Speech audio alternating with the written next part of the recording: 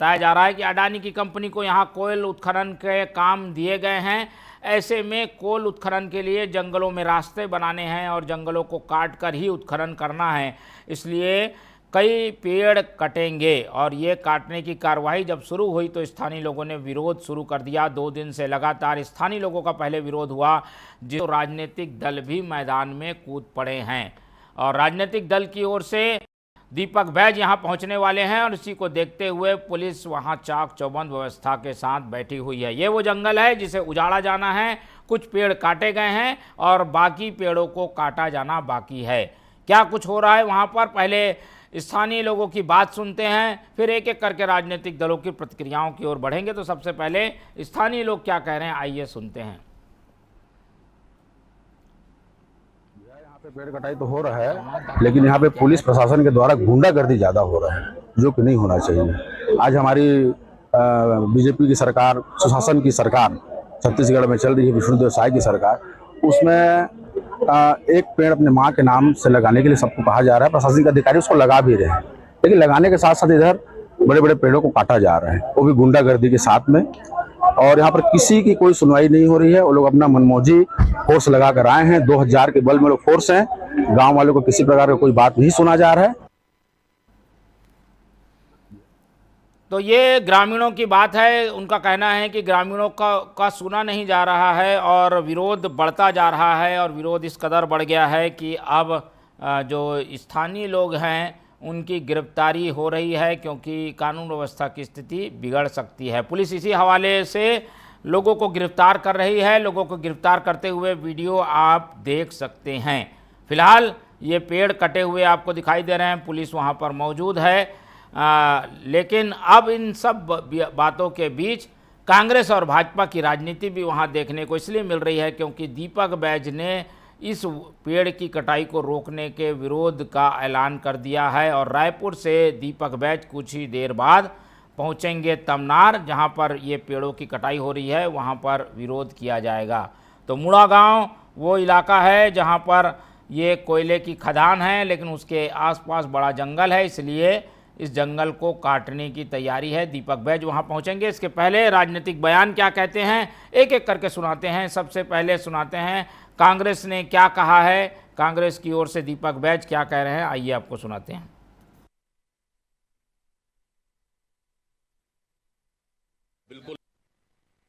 बिल्कुल लगातार कल से रायगढ़ जिले के लैलूंगा विधानसभा में तमनार ब्लॉक में लगभग 14 गांव में अपने निजी उद्योगपति अडानी को कोल माइंस देने के लिए 50,000 से अधिक पेड़ काटे जा रहे हैं। और कहीं न कहीं 14 गांव के ग्रामीण कल से लगातार इसका विरोध कर रहे हैं और हमारे स्थानीय विधायक भी इसका विरोध कर रहे हैं, जिसे लेकर स्थानीय विधायक और वहां के सरपंच सहित सबको इन्होंने कल गिरफ्तार किया।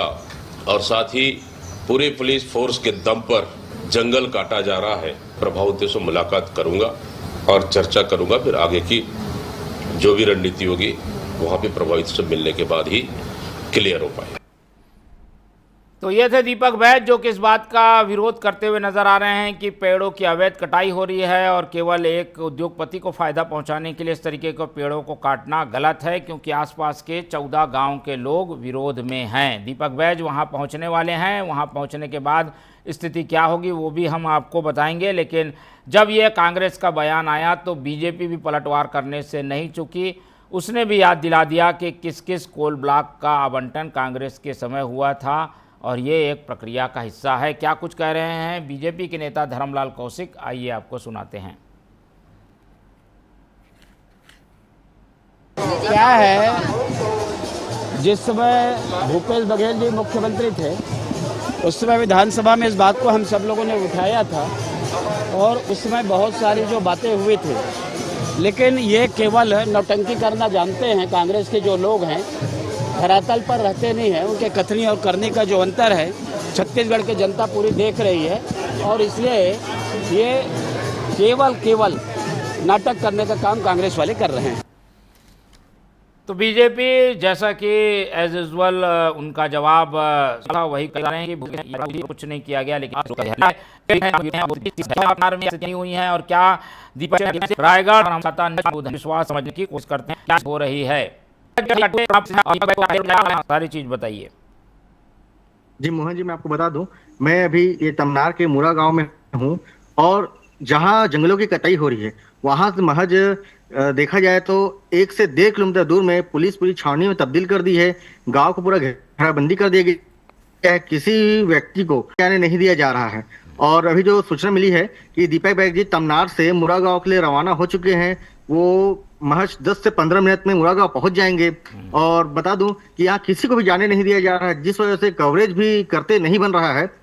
और यहाँ जो आज दीपक बैज जी आ रहे हैं करने क्या वाले हैं, दीपक बैज ने क्या करने का प्लान किया है? यहाँ जो विद्यावती जो विधायक है उनके द्वारा बताया गया कि यहाँ सबसे पहले तो ग्रामीणों से बातचीत करेंगे, उसके बाद जो यहाँ पेड़ों की कटाई चल रही है उसका विरोध करेंगे।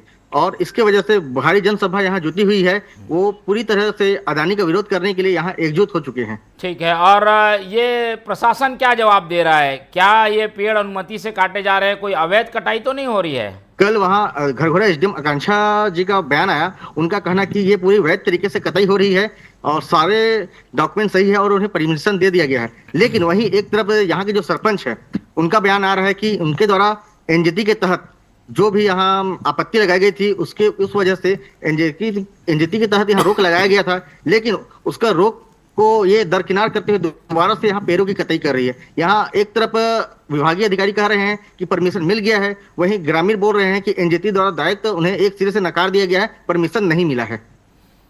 ठीक है, परमिशन अभी नहीं मिली है और इसीलिए ये स्थिति बनी हुई है। हालांकि अभी चीज़ें और साफ होनी बाकी है। हम आपकी ओर रुख करेंगे, लेकिन पहले कांग्रेस के नेता स्थानीय राजेश मरकाम से बात करने की कोशिश करते हैं और उनसे समझते हैं कि दीपक बैज का क्या प्रोग्राम है, कहाँ वो आएंगे, क्या पुलिस ने कोई गिरफ्तारी की भी तैयारी की हुई है, किस तरीके की स्थितियां हैं, जानते हैं राजेश मरकाम जी से। बहुत स्वागत है आपका टीवी 24 में राजेश मरकाम जी। जी, सबसे पहले तो आपके सारे दर्शकों को बहुत बहुत धन्यवाद। और मैं आपको बताना चाहूंगा कि जिस गांव की जो जंगलों की कटाई हो रही है उसकी स्वीकृति माननीय नीति ने पर्यावरण स्वीकृति निरस्त कर दी है, जिसको लेकर के वो सुप्रीम कोर्ट गए थे। सुप्रीम कोर्ट ने भी उनकी याचिका खारिज कर दी गई। फिर केंद्रीय पर्यावरण जलवायु मंत्रालय द्वारा वनों की कटाई करने की अनुमति दे देना ये सरासर गलत है और कानून के न्यायालय के आदेश के खिलाफ, जिसका विरोध ग्रामीण लगातार पिछले 7 महीने से जब से वनों की कटाई शुरू हुई, जिसका विरोध ग्रामीण कर रहे हैं, पूरे क्षेत्रवासी कर रहे हैं, कांग्रेस पार्टी कर रही है। और आज माननीय अध्यक्ष दीपक बैज जी का यहाँ पर दौरा है और वो ग्रामीणों से मिलेंगे, यहाँ के हालातों के बारे में जानकारी लेंगे और ग्रामीणों को हौसला बुलंद करेंगे। ठीक है, तो ये क्या पूरा इलाका जो है वो जंगल ही है या फिर खाली भूमि है? जंगल की तरह घना तो दिख नहीं रहा है, लेकिन कुछ कुछ पेड़ हैं। क्या ये जंगल का हिस्सा है क्या जहाँ कटाई हो रही है?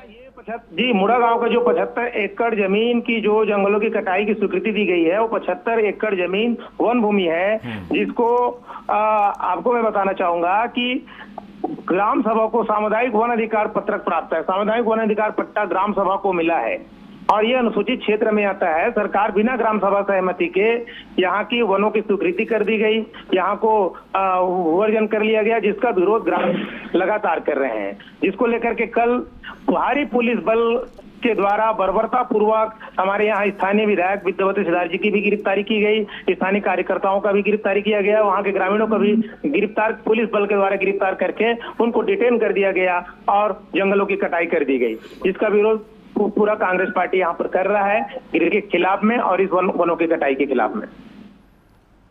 ठीक है, चलिए कांग्रेस और क्या करने वाली है? आज के बाद क्या आंदोलन तेज होगा? कांग्रेस भी मैदान में उतरेगी? अभी तक तो ग्रामीण ही थे, कांग्रेस ने अलग से आंदोलन की कुछ तैयारी की है क्या?